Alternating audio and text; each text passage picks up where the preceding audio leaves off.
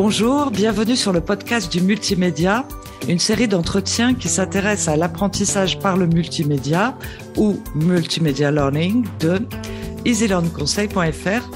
Je suis Frédéric Berthelet et je vous propose des trucs et des bonnes pratiques pour améliorer vos formations.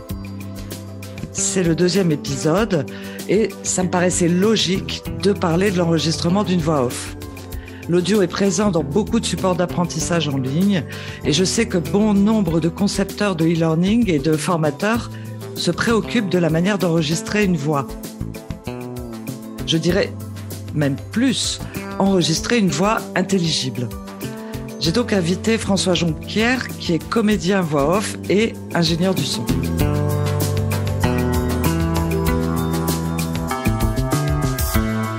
Salut! Bonjour François, merci d'avoir accepté cet entretien. Bonjour Frédéric et merci pour cette invitation. Alors François, tu es ce qu'on appelle une voix. Tu travailles dans l'ombre. Qui es-tu vraiment? Quel est ton travail? Je suis comédien voix off et voix in. Une voix off, qu'est-ce que c'est?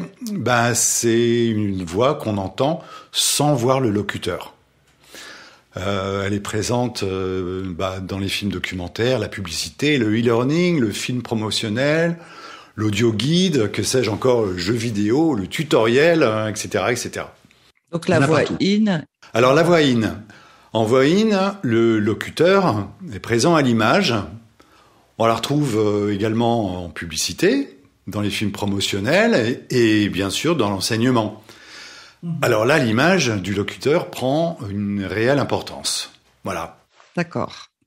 Alors, lorsqu'on conçoit des ressources pédagogiques, il arrive que l'on enregistre sa voix ou celle d'une autre personne. Pourquoi est-ce que c'est important de s'intéresser à l'intelligibilité? L'intelligibilité, c'est hyper important. Pourquoi? Parce que, notamment en pédagogie, la pédagogie s'adresse à tout le monde et on se forme à tout âge. Tout au long de notre parcours professionnel. C'est donc fondamental que les personnes, même atteintes de troubles auditifs, que ce soit dû à l'âge ou à un accident par exemple, qu'elles puissent elles aussi profiter d'un enseignement intelligible. Alors, il faut pour ça que la voix soit captée avec du matériel de haute qualité et reproduite le plus fidèlement possible à un niveau sonore constant. Il faut aussi veiller à enregistrer dans un lieu doté d'une très bonne acoustique. Même si on n'a pas un studio d'enregistrement sous la main, ça peut se faire dans une petite pièce matée, donc non réverbérante. Et il faut aussi que ce lieu soit parfaitement isolé des bruits parasites que circulation automobile, travaux publics, le chien des voisins, que sais-je. Alors, dans le cas présent, on peut pas dire que ces critères soient bien parfaitement respectés. Ma pièce résonne un peu là aujourd'hui. Et puis, on doit porter une grande attention à l'équilibre tonal. Alors, c'est-à-dire l'intelligibilité des consonnes. Parce que les consonnes sont naturellement moins fortes que les voyelles, mais en fait, c'est elles qui sont essentielles pour la compréhension des mots. Et comme on perd un petit peu en qualité auditive au fur et à mesure de l'âge et que les consonnes sont moins fortes, on les distingue un peu moins bien. Et si par exemple dans un texte lu, un texte dit, on entend cabot au lieu de cadeau, tu comprends que la phrase perd tout son sens. Ouais. Ça, c'est capital. C'est capital pour rendre un cours inclusif. Inclusif, ça veut dire qu'il s'adresse à tous et qui donne les mêmes chances d'apprentissage à tous. C'est un des critères de Calliope, d'ailleurs, le référentiel qualité de la formation. Et donc, on se rend compte que le son, ça touche à la physique, à la technique, mais aussi à l'humain, au placement de la voix. Tu viens de parler de tonal. Qu'est-ce que c'est exactement? Alors, je vais répondre à la question différemment. Je voudrais parler un peu d'implication, parce que dans l'enseignement, il faut impliquer l'apprenant en s'adressant à lui. Alors, pour capter l'attention, il faut s'impliquer soi-même. Si on veut impliquer, il faut s'impliquer. Et garder une énergie constante sur une durée qui peut être assez longue. Dans ce cas, on préférera la station debout, par exemple, et on accompagnera sa voix par le geste. Ça permet de mieux projeter la voix. Et puis quand on lit un texte, on doit éviter que l'auditeur entende que le texte est lu, sinon il décroche rapidement. Ça devient monotone et il fatigue et il décroche. Alors pour ça, on va utiliser les changements de rythme, faire des césures, et puis jouer une mélodie en variant les intonations. Mm-hmm. Par rapport à ta question, on n'est pas encore dans la technique du son, mais je vais en parler plus tard. D'accord. Oui, là, ce qui était intéressant, c'est sa posture. Comment on place sa voix, comment on se place aussi, c'est ce que tu as commencé un peu à dire, mais par rapport au micro. Par rapport au micro, il y a une distance à respecter. Tout dépend en fait de l'intention qu'on veut donner. Si on veut être dans l'intimité, on va se rapprocher du micro et puis on peut baisser sa voix comme ça. Mais quand on s'adresse à un ensemble de personnes, il faut un peu s'éloigner et puis projeter sa voix. Donc ça, c'est une maîtrise. Ça demande une maîtrise de sa voix et de sa posture. Mais la voix, il faut la préserver, il faut en prendre soin. Alors la voix a deux ennemis majeurs. On pense évidemment tout de suite à l'obstruction de la sphère ORL. Quand on est enrhumé par exemple, là on perd en intelligibilité, on parle du nez, et ça devient très désagréable. et puis une chose à laquelle on pense pas forcément, c'est l'excès d'acidité.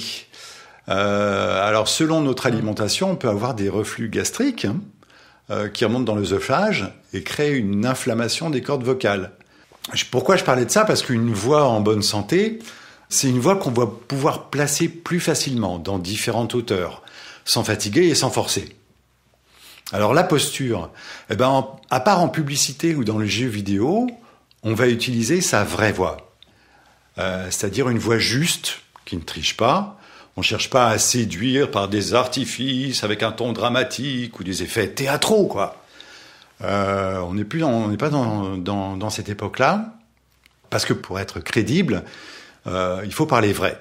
Et donc la posture joue un rôle important pour adopter une voix juste, et c'est à chacun de trouver la posture qui lui convient le mieux. Là, c'est très personnel. Mais bon, je peux donner un petit truc. Voilà, pour commencer, on se tient debout, bien droit, les deux pieds bien parallèles, bien ancrés dans le sol, la tête droite. On prend une bonne respiration, les mains à hauteur du nombril, ça c'est important, pas croiser les bras, avoir les mains libres, et on se lance. Alors qu'est-ce qui se passe là ? Quand on écoute son enregistrement, sa voix enregistrée, pour la première fois, c'est assez perturbant quand même. Je sais pas si ça t'a fait ça, toi ? Si, au début. Ouais. J'imagine. Comme à tout le monde, on s'écoute et on se dit mais c'est pas ma voix, je la reconnais pas, c'est pas ma voix, c'est pas moi qui parle là. Alors oui, c'est normal, parce qu'en fait quand on parle, on s'entend par nos oreilles, bien sûr, mais aussi et d'abord par notre système osseux, par les vibrations internes produites à l'intérieur de notre boîte crânienne par les cordes vocales. Alors que l'auditoire, lui, il nous entend que par ses oreilles, c'est tout. Et le micro, qu'est-ce qu'il fait ? Il reproduit uniquement le son qui sort de la bouche. Il ment pas. L'enregistrement restitue ce que les autres entendent. Bon, il faut un petit peu de temps pour s'y habituer et l'accepter. Ouais, exactement. Alors, j'ai envie d'ajouter ces petits détails, mais essayer de trouver quelque chose pour accrocher sa feuille quand on lit un script, pour éviter de faire du bruit avec sa feuille. Ça, c'est important. Et évidemment, ouais, tout à fait. Éviter de tenir son micro à la main. Il vaut mieux avoir un pied pour avoir le corps complètement libre et disponible. C'est des petits trucs, mais au début, on n'y pense pas forcément. Et tu as commencé à parler de micro. Est-ce que, je sais pas, tu peux nous parler un peu matériel ou type de micro qu'il faut utiliser pour les voix off ? Alors en voix off, on peut débuter avec un micro cardioïde qui est pas très cher. Je peux vous donner une référence. C'est un micro USB de la marque Audio-Technica. Il s'appelle USB AT2020+. Voilà. C'est un micro à tarif très accessible. Ça tourne autour de 140 €, je crois, quelque chose comme ça. Il est plutôt pratique. Il a une sortie casque intégrée, voilà. Il a un préampli intégré qui permet donc de le brancher sur l'ordinateur directement en USB. Ça, il n'y a pas besoin de carte son externe.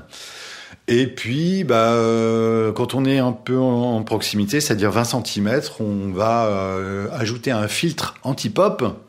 Qu'est-ce que c'est un filtre anti-pop ? C'est une membrane en tissu qui évite les plosives sur la membrane. Les plosives, qu'est-ce que c'est ? C'est les bruits d'air, ce sont des impacts d'air qui viennent coller la membrane, notamment sur les consonnes, les P ou les B. Mm-hmm. Alors en voix-in, tout dépend du contexte. Ça peut être un micro-cravate, sans fil, par exemple, si on a besoin d'être en mouvement. Il y en a des pas très chers, autour entre 40 et 60 euros. On a un bon micro-cravate. Si on veut sans fil, c'est un peu plus cher. Ça va taper dans les 150, à peu près 150 euros.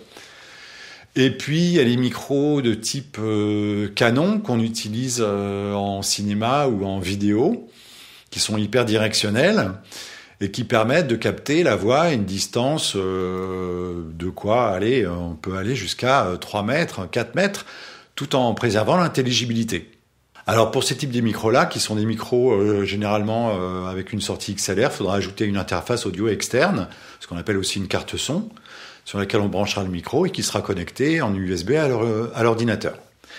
Sinon, on peut aussi brancher le micro directement dans un enregistreur externe du type un enregistreur audio de type Zoom H4 ou Tascam DR40. Voilà. Alors toutes ces solutions sont permises à condition que la qualité de la chaîne audio soit cohérente. Et puis, avant d'investir, il faut d'abord, bien sûr, étudier ses besoins. Pour pas acheter quelque chose qui nous servirait pas ou qui serait pas adapté à nos conditions de travail. Mmh.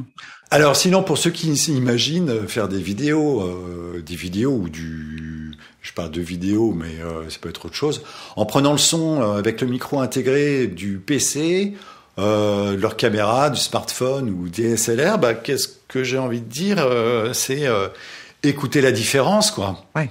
Et justement, alors pour écouter, tiens, comme on parle de ça, il faut pouvoir s'écouter convenablement. Donc on va s'équiper d'un casque audio fermé, neutre, confortable. Je te donne 2 références. Oui, quelques-unes, d'accord. Et puis si tu as les prix aussi, ça intéresse toujours de connaître, d'avoir une valeur approximative en tout cas. Alors, pour les casques, moi, je préconise de ne pas dépasser les 130, 140 euros. C'est pas la peine d'aller chercher plus loin. On a des casques professionnels à ce prix-là. Je pense au Beyer, la marque Beyer Dynamic, qui est une marque allemande renommée, qui a une référence qui est le DT770. C'est vraiment une référence en studio. Et puis aussi l'Audio-Technica, qui a une référence, c'est le ATH-M50X. Merci pour la précision. Alors François, est-ce que tu as des exemples concrets à nous faire entendre ? Alors là, sous la main, non. Ou alors des trucs, si t'as 3 trucs et astuces pour l'intelligibilité, pour enregistrer sa voix ? Bon, alors pour enregistrer, on peut utiliser un logiciel open source comme Audacity par exemple pour enregistrer ou importer le son sur son ordinateur. C'est basique, mais ça fonctionne. En revanche, pour aller plus loin, si on veut compresser, égaliser, normaliser les signaux, etc., commencer à faire un petit peu de traitement de son, Audacity, c'est un peu les résultats sont un peu aléatoires. Il vaut mieux se tourner vers des logiciels payants et professionnels comme Reaper. Reaper, c'est très bien et c'est vraiment pas cher du tout. À 60 euros, on a un logiciel à vie. Reaper, ça s'écrit comment ? R-E-A-P-E-R. Ok. Alors, mais qu'on utilise Audacity ou Reaper, ça demande quand même quelques connaissances techniques dans le domaine du son. Dès qu'on rentre dans le dur, faut avoir quelques connaissances. Oui, c'est assez technique, le son. Oui, c'est technique. Et puis, alors, un petit truc, oui, dans le traitement du son, quand on parlait de l'intelligibilité, et que c'est vraiment capital en pédagogie, dans l'enseignement. Et alors, pour la garantir, un petit truc, on va accentuer de quelques décibels les fréquences moyennes et hautes qui correspondent à l'oreille humaine.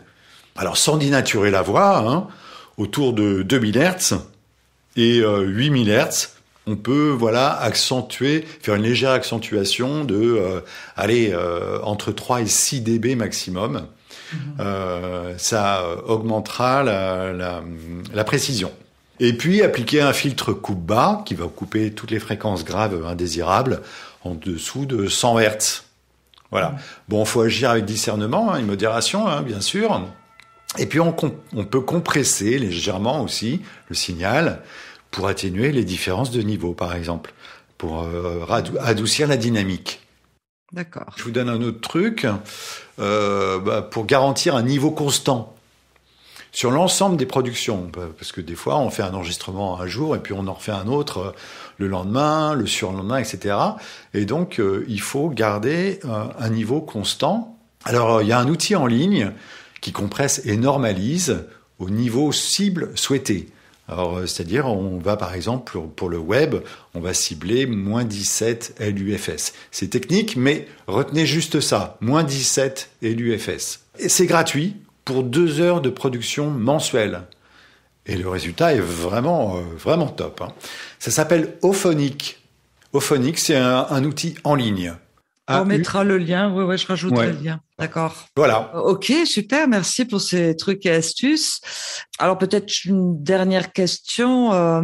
À ton avis, quelles sont les perspectives pour les voix en e-learning? Parce qu'aujourd'hui, j'entends pas mal de voix robotisées et je sais qu'elles ont fait pas mal de progrès. Alors pourquoi ne pas utiliser plutôt une machine, un robot, plutôt qu'un humain? Dernièrement, il y a beaucoup de progrès qui ont été faits dans la recherche de voix de synthèse. L'IRCAM fait énormément de recherches dans ce domaine. Les GAFAM aussi. Mais comme je disais précédemment, en fait, pour impliquer et capter l'attention, je disais qu'il fallait s'impliquer soi-même. Et ça, une machine n'est pas encore capable de le faire, hein. Alors, les voix de synthèse, je suis d'accord, ça fonctionne très bien pour un tuto du genre comment ouvrir un compte bancaire ou une recette de cuisine. Et encore, une recette de cuisine, quand on veut faire passer le goût, on doit y mettre de l'humain. Et donc, pour faire passer de l'émotion par la voix et par les vrais, pour moi, l'humain reste inégalé, en tout cas à ce jour. Oui, je suis d'accord. Je suis d'accord aussi qu'on a envie d'avoir un lien, une proximité avec son formateur et ça ne fait pas du tout la même impression quand on a affaire à une machine qui lit un morceau du cours. C'est exactement ça. On perd l'implication. Ouais. On va s'arrêter là. Merci beaucoup François d'avoir pris ce temps pour nous répondre. Je suis certaine que ces informations vont aider les formateurs et les ingénieurs pédagogiques parce que le son permet de varier les modes d'apprentissage, de rendre les supports de formation plus riches, plus motivants et plus inclusifs. Alors voilà, j'espère que ces informations vous aideront aussi à fabriquer des bandes son de bonne qualité.